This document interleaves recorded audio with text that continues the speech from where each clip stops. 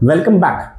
In part 2, we spoke about how containing your reaction to a situation helps you save your business better. Now we move to the next layer. How to stop letting the same domino affect your business again and again.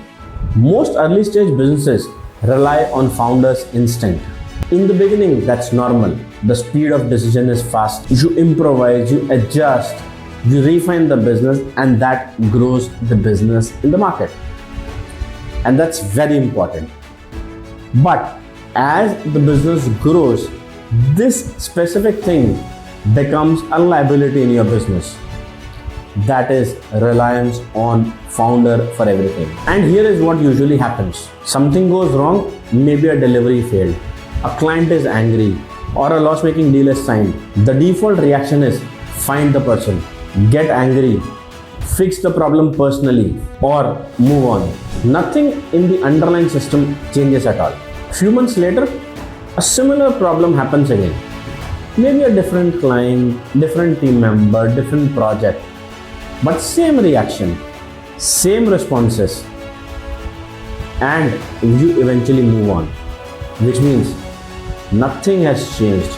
The system has remained the same, the reactions have remained the same.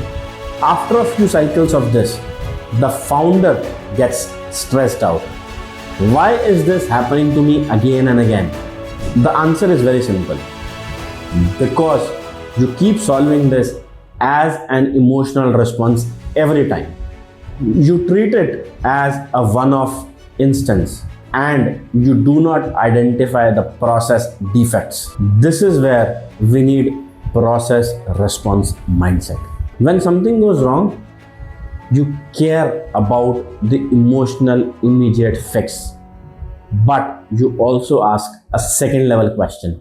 Which process failed that allowed for this to happen?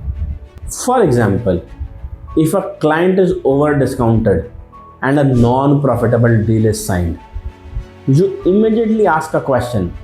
Do I have a standard discount policy? What is the matrix to approve an additional discount if at all it is given to a customer? A project misses its deadline repeatedly. The process questions are we planning capacity correctly? Do we have a standard way to track the progress and the risk involved? Let's say there is a serious quality complaint. The process questions here are, where were the quality checks? What did we actually rely on? Was that the actual inspection or a blind trust? Business analysis after major failures reveal that a small known defect in the process was not corrected in time. Now the same type of weakness or error occurred repeatedly just because it was never corrected. It has become so visible that it created a challenge in business continuity. A process mindset does not mean that you become purely robotic. It means that you care for people, but you still care for checks and balances. And you also care for designing an environment in which that set of people actually work. In practice, it looks like just this, that after every challenge that you face or a failure in delivery, you sit back with your team internally and discuss what went wrong, where, rather than finding a person who is guilty. You figure out what in your system has actually allowed this to happen. Turn that learning into a small change, and that could be a checklist, an extra step of approval, a template, or a dashboard. Make it easy for your team to do everything by the document rather than by the memory. Over time, these changes create an anti-domino organization or an anti-domino infrastructure. The same mistake becomes harder and harder to repeat. And there is this another benefit.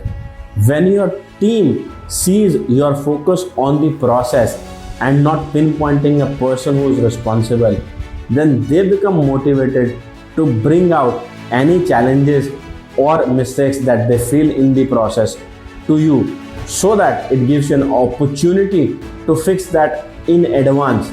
This actually means that you have started to now avoid the domino effect because people have started to openly come to you to solve for a particular situation at the process level itself. In part 4, we'll shift from process to strategy and money.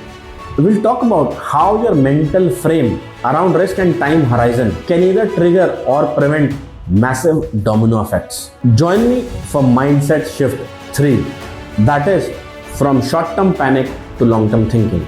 Remember, every recurring problem is not just an event, it's a signal. Fix the process, and you stop the domino from falling again. In part 4, we'll explore the next mindset shift, from short-term panic to long-term thinking.